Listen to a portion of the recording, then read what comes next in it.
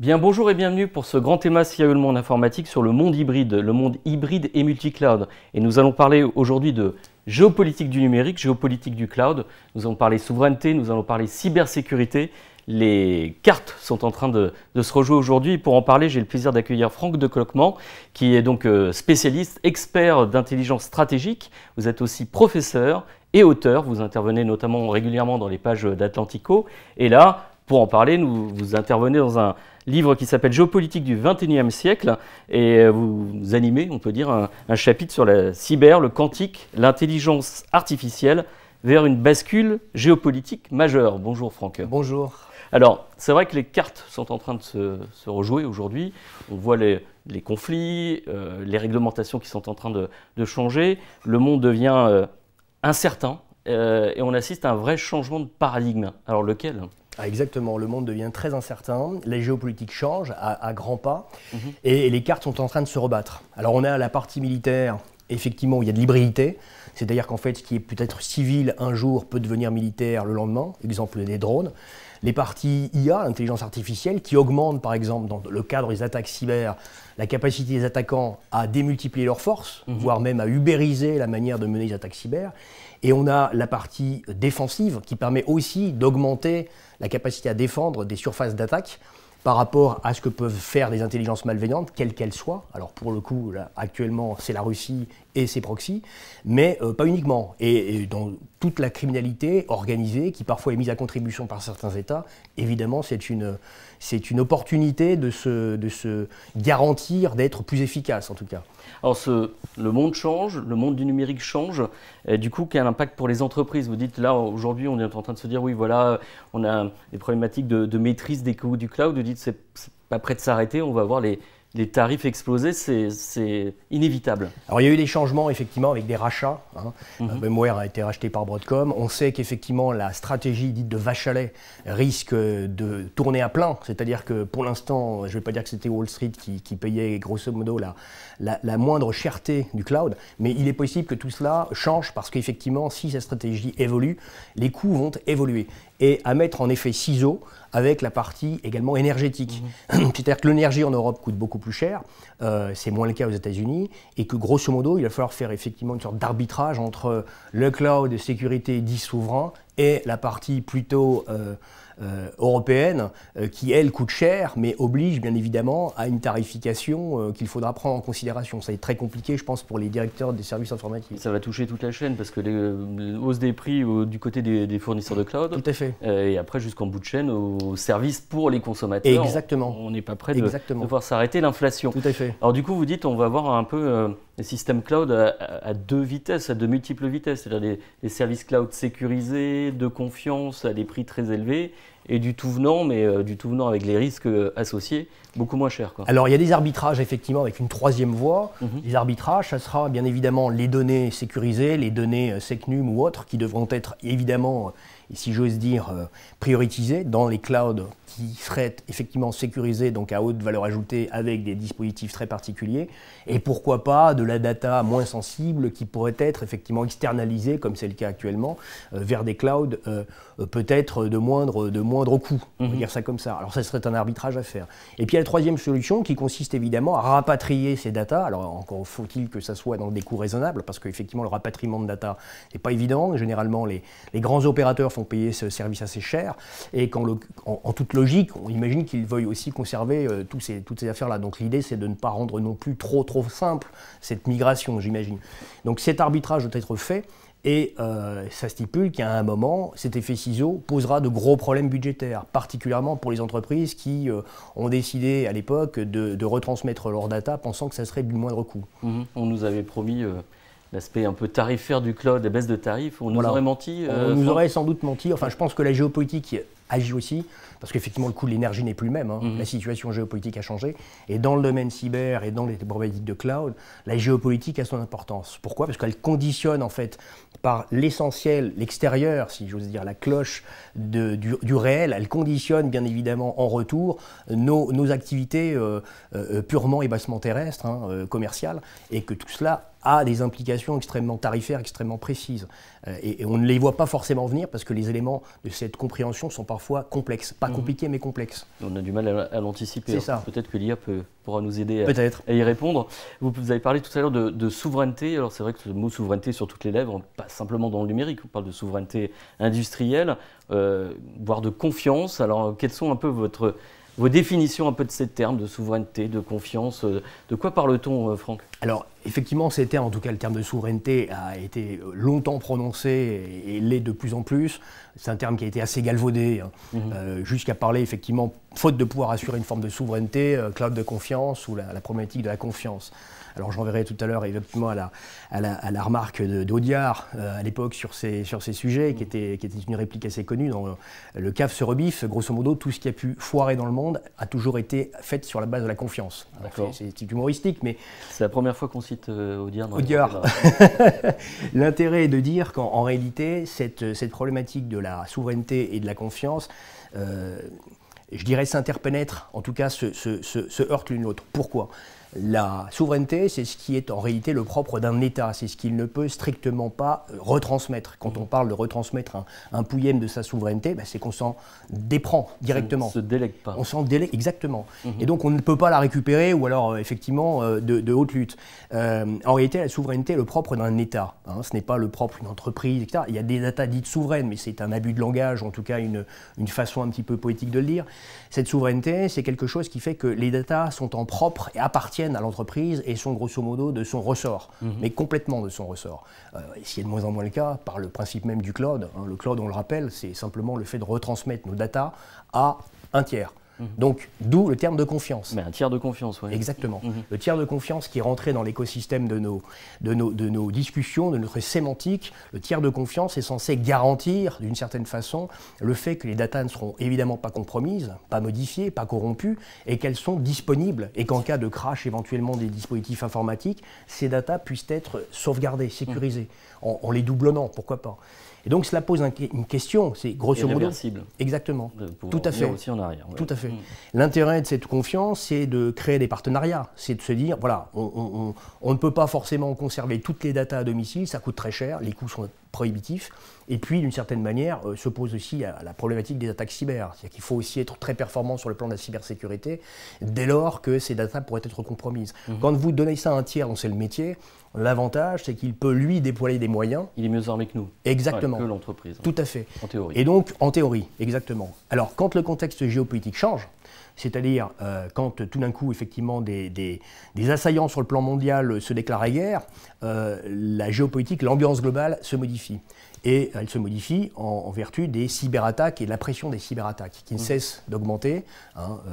L'État actuellement en parle, nos politiques s'en font toujours l'écho, de plus en plus. Et donc il se peut qu'effectivement un jour ou l'autre, si le conflit venait à se redurcir, encore une fois, on est... je dirais, une forme de chaos informatique et pourquoi pas un Armageddon, c'est-à-dire grosso modo une attaque qui pourrait être faite parce que déclaration de guerre serait donc concrète. Alors que pour l'instant, nous ne sommes pas dans la guerre, nous ne sommes pas dans la paix, nous sommes dans la non-guerre. Le fameux Armageddon n'a pas eu lieu. Pourquoi alors? Parce qu'on l'a annoncé, on a annoncé avec la guerre en Ukraine, on a dit oh là là, on va avoir des attaques de toutes parts. On a des trous dans la raquette de partout, sur les systèmes industriels, sur les systèmes informatiques. Ça va tomber. En fait, il n'a pas eu lieu. Alors pour l'instant, il n'a pas eu lieu pour une raison assez simple. Les spécialistes un peu de géopo le comprennent, c'est que grosso modo les États-Unis, particulièrement Biden, en tout cas son administration, avait indiqué que si dans le cyber, des attaques de type particulier étaient attribuables ou imputables, comme disent les services de renseignement, imputables à un État, il en irait comme d'une déclaration de guerre dans le monde réel. La cyberattaque est comme une attaque réelle. Exactement. Une attaque Exactement. En dur, quoi. Tout à fait, une attaque en dur, en force brute. Donc en logique, si cela était fait, si ça avait été produit ou ça se serait réalisé ou ça aurait atteint, impacté effectivement le monde occidental, en particulier les pays qui rentrent dans le cadre de l'OTAN par exemple. C'est une déclaration de guerre. Tout à fait. D'accord. Tout à fait. Et à contrario, l'OTAN également a impliqué ces dispositifs dans sa propre logique. L'Union européenne également a fait rentrer cette problématique de l'offensive dans son dispositif. Donc on peut considérer qu'à un moment, quand vous produisez des attaques et que vous êtes un État ennemi, ou un État en tout cas belligérant, la problématique c'est de ne pas se faire voir. Donc si vous êtes en capacité de faire, mais qu'on sait qu'on peut être repéré, que l'attribution est faite, à ce moment-là on se met soi-même hors des clous. Donc l'idée, c'est de le faire un peu en dessous de la barrière radar, c'est donc de préparer les choses grandement, et a priori, la fameuse opération qui a été menée, qui est appelée opération spéciale, devait s'effectuer sur une quinzaine de jours. Ça veut dire que peut-être que les opérations ont été pensées à ce moment-là sur 15 jours, mais n'ont pas été faites au long cours. Voilà. D'où le fait que si l'ambiance changeait, si on devenait co-belligérant, ou si en tout cas les pays de l'Union européenne devenaient co-belligérants, il se peut qu'effectivement à ce moment-là, toute barrière serait tombée, et qu'on aurait droit, bien évidemment, à des attaques. C'est-à-dire que là, c'est en train de se durcir, l'Armageddon annoncé pourrait avoir lieu. Ça pourrait se durcir, et si ça se durcit et que tout d'un coup, il y a des déclarations offensives, qu'on soit ce qu'on appelle des co-belligérants, qu'on rentre véritablement dans le conflit, alors même si certains s'interdisent d'imaginer que des missiles pourraient taper les capitales européennes, en considérant qu'on pourrait être co-belligérants, à ce moment-là, il n'y aurait plus de limite pour l'adversité à nous attaquer de manière ouverte, puisque dans le cas précis, c'est le premier qui tape qui a gagné. En toute logique, on peut même considérer que certains acteurs sont potentiellement dans nos dispositifs informatiques en dormance. C'est le retour au bon temps de la guerre froide, mais si vous préférez, saupoudré de la technologie actuelle. Donc on reste en sous-marin, dans des installations informatiques, et puis on les sort, on génère de l'impact à partir du moment où tout d'un coup, il est opportun de le faire. Et vous pensez que les JO pourraient être un déclencheur? C'est-à-dire que là, c'est dormant et ça peut Alors ça peut tout à fait se porter sur les JO, ça peut se porter également autre part que sur les JO, parce que les JO, si vous préférez, déshabille Paul pour réveiller Jacques. Et Paul, pendant ce temps-là, sera déshabillé. Ce que j'appelle Paul, c'est nos régions, c'est nos collectivités locales et territoriales. C'est-à-dire qu'on sécurise Paris et les zones olympiques et ça peut attaquer ailleurs. Tout est une question budgétaire pour tout, on l'a vu sur le cloud. Tout est une question de décision, opportunité-risque. C'est-à-dire qu'il faut aller aussi au plus vite. Exactement. Tout à fait. Donc à partir du moment où vous déshabillez certains pans, parce que d'une certaine manière, budgétairement, vous ne pouvez pas porter l'effort sur tout le spectre, on imagine que les attaquants ont exactement la même réflexion, puisqu'ils se mettent dans nos bottes pour essayer de penser à notre place de manière à trouver des opportunités. C'est de la stratégie pure et simple. Donc si vous êtes un État belligérant et qui veut profiter de l'occasion, il se pourrait qu'effectivement ça puisse impacter de cette manière. Je vous donne un exemple sur le plan criminel. On sait que maintenant certaines mafias sur le territoire national attaquent en générant de fausses alertes à certains endroits pour que les forces soient mobilisées et que cela puisse leur permettre d'impacter, d'agir, de voler, de faire des exactions sur une autre partie. C'est de la déception, de la ruse. Les Américains appellent ça des opérations de déception, donc de ruse. Et en trompant, on s'ouvre une possibilité, donc on s'ouvre grosso modo un espace qui n'existait pas précédemment. C'est exactement la même chose sur le plan stratégique. On peut avoir aussi la même chose en défense. Tout à fait. Dès lors en défense. Si on revient un petit peu sur l'aspect souveraineté, où on a parlé de la France, est-ce qu'on peut parler de souveraineté européenne du coup, ou de projet européen, de dire bah, voilà, on parle de cloud européen, qu'est-ce que est devenu par exemple un Gaia X, quelles sont un peu les ambitions européennes sur le sujet de la souveraineté? Alors Gaia X, vous faites bien d'en parler, parce que c'était effectivement un projet franco-allemand, plutôt venant de l'Allemagne, qui a été un petit peu, je ne vais pas dire imposé, mais enfin de haute lutte. La France a finalement décidé de rentrer dans cette affaire, qui s'est transformée très rapidement dans des acteurs européens, d'autres acteurs qui pouvaient même venir à l'intérieur. On parle de certaines technologies et certaines sociétés bien connues, comme celles qui étaient évidemment start-upées par le Pentagone, comme Palantir, mais les Chinois étaient là aussi, avec de grosses sociétés. Donc en fait, Gaia X n'était pas un cloud sans strict, c'était grosso modo une sorte de carnet d'adresses d'acteurs de confiance sur lesquels les référents européens, les sociétés européennes auraient pu évidemment, avec ces entreprises, si vous préférez, commercialiser, ou en tout cas commercer dans cet écosystème dit de confiance. Et puis l'écosystème de confiance, on voit bien qu'avec le resserrement géopolitique, on voit bien qu'avec la Chine par exemple, les relations se sont vraiment tendu. Donc en toute logique, on tente maintenant effectivement de refermer les choses à la partie congrue, et Gaia X, en tout cas cette initiative, semble être tombée un petit peu en désuétude dans l'oubli. La confiance au niveau européen, évidemment il faut essayer de la créer entre les acteurs. Maintenant, ne jamais oublier, et on revient à la souveraineté, que les pays européens, la France, l'Allemagne, mais d'autres pays, la Pologne, etc., ont d'autres intérêts que les nôtres. Chacun a ses propres, ses propres intérêts, ses propres vues, ses propres allégeances. On voit bien que les pays du nord de l'Europe sont très tournés vers les États-Unis, parce qu'effectivement, si les Russes attaquaient, on peut imaginer que ce n'est pas Paris ni Bonn qui allaient intervenir. Mais grosso modo, l'objectif, c'est de comprendre qu'on a des acteurs dont les relations, les interrelations ne sont pas les mêmes. Voilà. On est un continuum, et ce continuum ouvre sur des choix différents. Donc la souveraineté à ce niveau-là ne peut être garantie qu'à partir du moment où on est en capacité nous-mêmes de s'assurer de ces éléments. Donc le cloud européen, c'est une utopie. C'est-à-dire un vœu pieux. Voilà, c'est possiblement un vœu pieux, c'est une bonne idée parce que quelque part, je pense que la bataille du cloud est perdue d'ores et déjà, ce qui pose un problème sur le plan géopolitique, on en parle dans l'ouvrage, c'est que grosso modo, comme on a perdu cette bataille du cloud, on perd aussi celle de l'IA.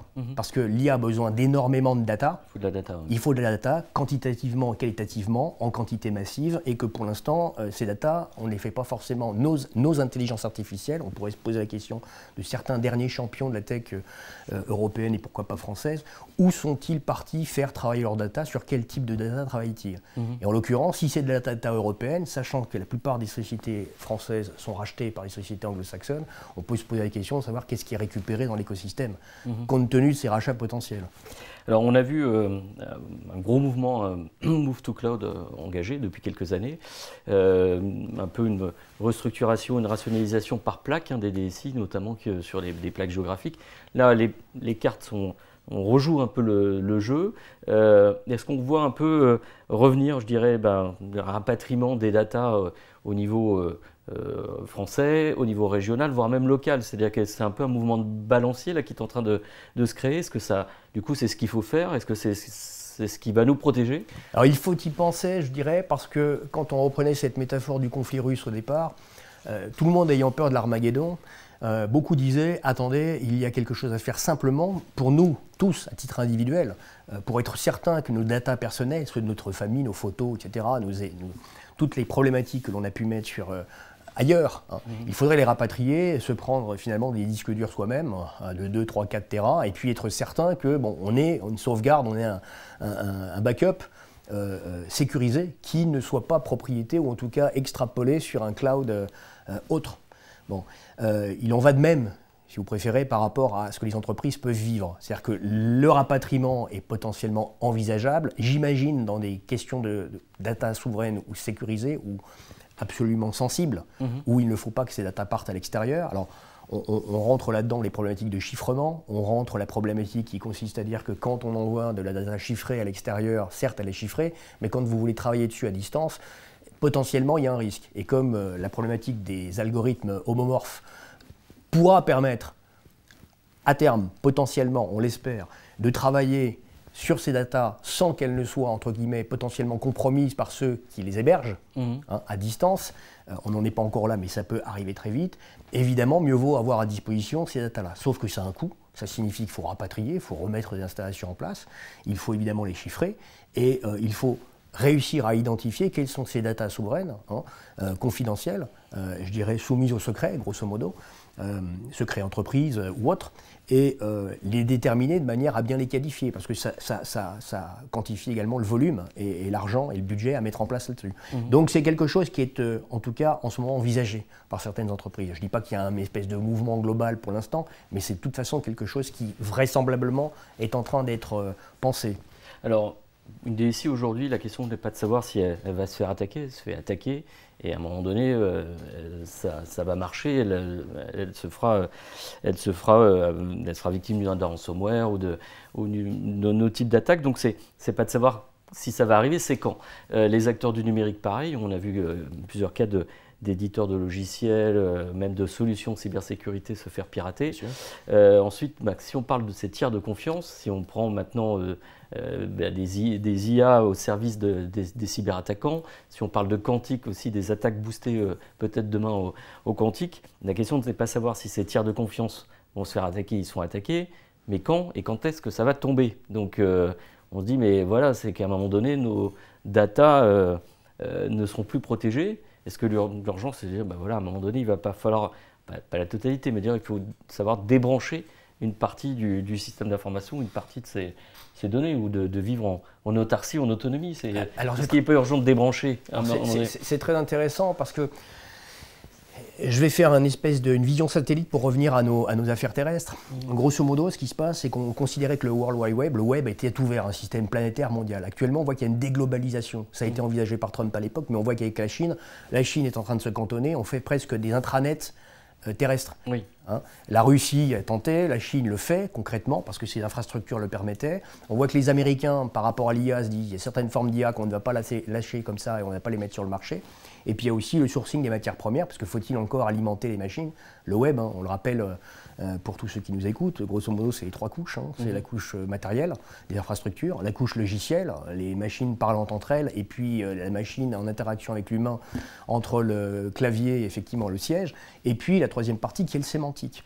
Dans toute la partie, je dirais, des datas qui nous incombent, grosso modo, on se dit que d'une certaine façon, on doit protéger tout cela. Et pour les protéger, faut-il ne pas retransmettre ça à l'adversité? Donc, d'où cette restriction, grosso modo, du World Wide Web sur des fonctions qui seraient beaucoup plus relocalisées. Alors, pourquoi pas l'Amérique du Nord, hein, ou le pays anglo-saxon, ou l'Occident, peu importe. Il se peut que l'Orient fasse pareil, il se peut que la Chine fasse pareil de manière accélérée, on le voit. Et puis également, cette volonté pour les pays d'aller à fond dans l'IA, de se rendre propriétaire de l'IA, d'en devenir véritablement les maîtres. Ce que Poutine avait dit à l'époque, Vladimir Poutine avait expliqué que ceux qui se rendraient maîtres de l'IA deviendraient les maîtres du monde. Donc tout le monde a bien en tête, en fait, cette espèce de course à l'échalote, comme il y a eu la course pour le spatial à l'époque. C'est exactement la même chose. Ramener à nos affaires, ça signifie que finalement, on se retrouve dans des aires géographiques où peut-être que demain, les produits les plus performants ne seront pas vendus. Peut-être que demain, nos alliés, qui ne sont pas forcément nos amis toujours, qui sont aussi nos concurrents sur le plan commercial, ne nous permettront pas d'avoir certains types de technologies où nous négocierons très cher le RAID, en tout cas le stockage de nos datas, la capacité à les protéger et éventuellement ce bouclier qu'on tente tous d'avoir parce que effectivement les attaques allant croissantes, en toute logique, il se peut qu'elles s'intensifient et qu'elles finissent par pénétrer jusqu'à nous rapter le cœur même du système. Là, on est en train de balayer toute la promesse du cloud. C'est-à-dire au départ, c'est la mutualisation, la mutualisation gain de coût, et puis des aspects aussi d'éviter le vendor lock-in. Là, en l'occurrence, on a évité le vendor locking, mais on va aller sur du cloud provider locking, une hausse inévitable, vous l'avez dit, des tarifs. Donc en fait, c'est assez peu rassurant ce que vous êtes en train de nous décrire, Franck, et un système en plus mieux sécurisé que chez nous, mais en l'occurrence qui à un moment donné tombera nécessairement. Donc, exactement. Je pense qu'en réalité, on est en train de réapprendre que le doux commerce n'était peut-être qu'une illusion, qu'une période donnée, et qu'à partir du moment où les conflits, la conflictualité s'intensifie, le global et l'écosystème, l'atmosphère qui nous enrobe tous, d'une certaine façon, s'altère également, et que dans ces conditions, les conditions même du commerce que l'on avait imaginé effectivement ouvert, le cloud, et surtout, enfin pas le cloud, mais l'Internet est un système ouvert.